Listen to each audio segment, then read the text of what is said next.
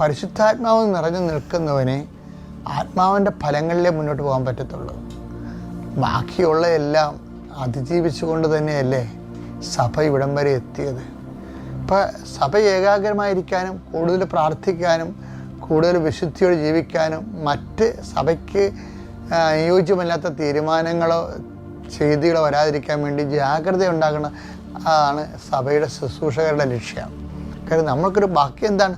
ബാക്കിയെല്ലാം കർത്താവാണ് ക്രമീകരിക്കുന്നത്. ദ്രോഹിക്കുന്നവരെ ആശീർവദിക്കണമെന്ന് ഈശോ പറഞ്ഞില്ല. എന്നിട്ട് പൗലോസ് അപ്പോസ്തലൻ അത് പറഞ്ഞപ്പോൾ ഈശോയുടെ വചനങ്ങൾ വ്യാഖ്യാനിച്ചപ്പോൾ പൗലോസ് അപ്പോസ്തലൻ സഭയിൽ കണ്ടത് നിങ്ങൾ ദ്രോഹിക്കുന്നവരെ ആശീർവദിക്കുന്നുണ്ട് ആൾക്കാരെ. പിന്നെ എന്നാലും ചെറിയ അണ്ണന്മാരൊക്കെ ഉള്ളിൽ എന്നാലും നീ എനിക്കിട്ടങ്ങനെ പണിതല്ല, നിനക്ക് ഞാൻ വെച്ചിട്ടുണ്ട് എന്ന് മനസ്സിൽ വിചാരിക്കുന്നുണ്ട്. അതുകൊണ്ടാണ് പൗലോസ് അപ്പോസ്തലൻ പറഞ്ഞത് നിങ്ങൾ ദ്രോഹിക്കുന്നവരെ ആശീർവദിക്കുക മാത്രമേ ചെയ്യാവുന്നു. അത് കറക്റ്റ് ചെയ്ത് ചെത്തിച്ചേർപ്പിച്ചിരിക്കുകയാണ് അവിടെ. അതെന്തിനാണെന്നറിയാമോ?